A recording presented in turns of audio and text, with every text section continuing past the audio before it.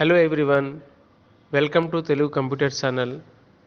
RTE act కింద private స్కూల్స్లో first క్లాస్లో ఫ్రీ అడ్మిషన్ సంబంధించి అప్లికేషన్ని ఏ రకంగా ఫిల్ చేయాలి అనేది ఒక 5 మినిట్స్లో మనం చూద్దాము. ముందుగా మీ కంప్యూటర్లో కానీ మొబైల్లో కానీ అడ్రస్ బార్లో ఇక్కడ చూపించినట్టుగా http://csc.ap.gov.in/RTE అని టైప్ చేయండి. స్క్రీన్ ఈ విధంగా ఓపెన్ అవుతుంది. ఇప్పుడు మనకి లెఫ్ట్ సైడ్ చూపించినట్టుగా రిజిస్టర్ అనే ఒక ఆప్షన్ ఉంది. ఆ రిజిస్టర్ బటన్ మీద క్లిక్ చేయండి. రిజిస్టర్ బటన్ మీద క్లిక్ చేసిన తర్వాత చైల్డ్కి ఆధార్ ఉందా లేదా అని 2 ఆప్షన్స్ వస్తాయి. మనం చైల్డ్కి ఉందని చెప్పి ఫస్ట్ బటన్ మీద క్లిక్ చేస్తే ఆప్షన్ మీద క్లిక్ చేసిన తర్వాత ఈ రకంగా మనకి ఓపెన్ అవుతుంది. ఇక్కడ ఫస్ట్ బాక్స్లో మనం చైల్డ్ తాలూకా ఆధార్ కార్డ్ నంబర్ని టైప్ చేసి గో అని టైప్ చేస్తే మనకి కిందన ఆ స్టూడెంట్ తాలూకా నేమ్ అది పాపులేట్ అవుతుంది. ఇక్కడ మనం ఆధార్ కార్డ్ని ఎంటర్ చేసి గో అని బటన్ మీద ప్రెస్ చేసిన తర్వాత మనకి నేమ్ అయితే ఆటోమేటిక్గా కనిపిస్తుంది. ఆధార్ బట్టి ఆధార్ నెంబర్ కూడా మనకి టైప్ అయి వస్తుంది. మనం ఇక్కడ డేట్ ఆఫ్ బర్త్ని ఫిల్ చేయాల్సి ఉంటుంది. ఆ తర్వాత మన తాలూకా సచివాలయం ఏదైతే ఉంటుందో మన మ్యాపింగ్ ఆ సచివాలయం పేరు ఇంకా సచివాలయం తాలూకా నంబరు ఇక్కడ హౌస్ నెంబర్ అనేది ఏదైతే కనిపిస్తుందో అక్కడ సచివాలయం నెంబర్ వస్తుంది అనమాట. అది బై డిఫాల్ట్ మనం అయితే మార్చలేము.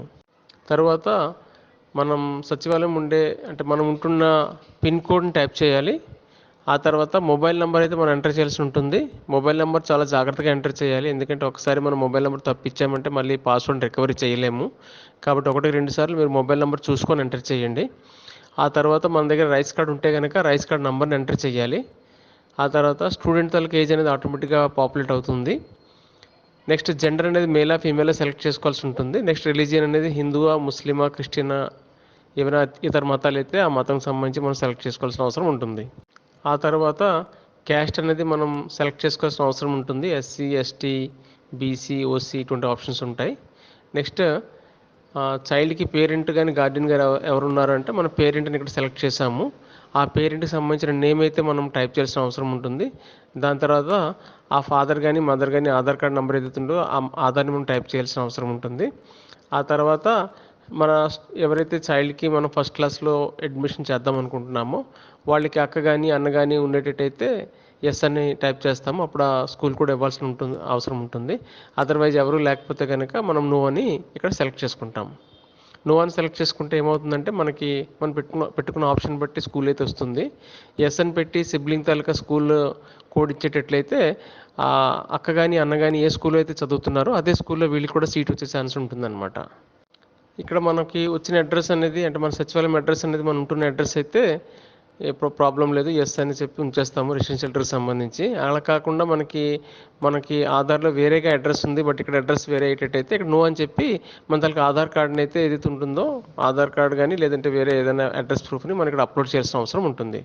ఆ తర్వాత నెక్స్ట్ ఆప్షన్లో బర్త్ సర్టిఫికేట్ అనేది మనం స్కాన్ చేసి అప్లోడ్ చేయాలి. దాన్ని పీడిఎఫ్లో స్కాన్ చేసి ఇక్కడ మనం అప్లోడ్ చేస్తాము. ఫైనల్గా డిక్లరేషన్ క్లిక్ చేసి రిజిస్టర్ బటన్ మీద క్లిక్ చేయాల్సిన అవసరం ఉంటుంది. ఇప్పుడు మనం ఏదైతే మొబైల్ ఇచ్చున్నామో ఆ మొబైల్కి మనకి ఐడి పాస్వర్డ్ అయితే వస్తాయి. ఆ ఐడి పాస్వర్డ్ యూజ్ చేసి మనం అయితే లాగిన్ అవ్వాల్సిన అవసరం ఉంటుంది. కాబట్టి అగైన్ మనం బ్యాక్ వెళ్ళి csc.ap.gov.in/RTE అనే లింక్ క్లిక్ చేసినా లేదంటే ఆటోమేటిక్గా ఇది కూడా అక్కడికి ట్రాన్స్ఫర్ అవుతుంది. సో ఈ స్క్రీన్ అయితే కనిపిస్తుంది మనకి. ఇక్కడ మనకి రెండో ఆప్షన్ లాగిన్ అనేది ఉంది. ఆ లాగిన్ మీద క్లిక్ చేసిన తర్వాత మన మొబైల్కి ఏదైతే ఐడి పాస్వర్డ్స్ వచ్చాయో ఐడి పాస్వర్డ్స్ని మనం టైప్ చేసి క్యాప్చా అనేది ఉన్నట్టుగా మనం టైప్ చేసి లాగిన్ మీద బటన్ మీద క్లిక్ చేయాల్సిన అవసరం ఉంటుంది. చేస్తే ఇప్పుడు నెక్స్ట్ స్క్రీన్లోకి వెళ్తుంది. సో ఇప్పుడు నెక్స్ట్ స్క్రీన్ అనేది ఈ రకంగా ఉంటుంది. ఇక్కడ మనకి కనిపిస్తున్నట్టు సెలెక్ట్ వెబ్ ఆప్షన్స్ అనే ఒక ఆప్షన్ ఉంది. దాని మీద మనం క్లిక్ చేస్తే వెబ్ ఆప్షన్స్ని మనం ఎంచుకోవడానికి అది నావిగేట్ అవుతుంది. ఆ తర్వాత ఇక్కడైతే మన జిల్లా అని మండలం అని నెక్స్ట్ మన సచివాలయం పేరు కూడా ఇక్కడ వస్తుంది. ఆ లాస్ట్లో ఏంటంటే అదొకటే మనకి ఆప్షన్ ఉంటుంది మనం సెలెక్ట్ చేసుకోవడానికి. ఇక్కడ మనం ఫస్ట్ ఏంటంటే డిస్టెన్స్ అనేది 1 కిలోమీటర్గా సెలెక్ట్ చేసుకోవాల్సిన అవసరం ఉంటుంది. ఎందుకంటే మనం ఇనిషియల్గా 1 కిలోమీటర్ ఉండే స్కూల్స్ అన్ని కూడా సెలెక్ట్ చేయాల్సిన అవసరం ఉంటుంది. కాబట్టి ఇక్కడ 1 కిలోమీటర్ అని చెప్పిన తర్వాత లాస్ట్లో గో అనే బటన్ ఉంటుంది. ఆ గో అనే బటన్ టైప్ చేస్తే మనకి కొన్ని పాపప్స్ అయితే వస్తాయి. ఆ పాపప్స్ అన్నింటినీ ఓకే చేయండి. చేస్తే మనకి ఆ 1 కిలోమీటర్లో ఉండే స్కూల్స్ అన్నీ కూడా లిస్ట్ ఆఫ్ స్కూల్స్లోకి కనిపిస్తాయి. ఇక్కడ చూపించినట్టుగా మన 1 కిలోమీటర్ రేడియస్లో ఒక 3 స్కూల్స్ ఉన్నాయి కాబట్టి 3 స్కూల్స్ని చూపిస్తుంది. ఇప్పుడు మనకి ఫస్ట్ ప్రిఫరెన్స్ ఏ స్కూల్ కావాలంటే ఆ స్కూల్ మీద క్లిక్ చేసి యారో బటన్ ప్రెస్ చేస్తే అది లిస్ట్ ఆఫ్ సెలెక్టెడ్ స్కూల్స్లో ఫస్ట్ ఆప్షన్ కింద వస్తుంది. ఆ తర్వాత రెండో స్కూల్ని తీసుకొని దాన్ని కూడా అదే రకంగా మనం సెలెక్ట్ చేసి రైట్ ఏరో క్లిక్ చేస్తే అది కూడా రైట్ ఆప్షన్కి వస్తుంది.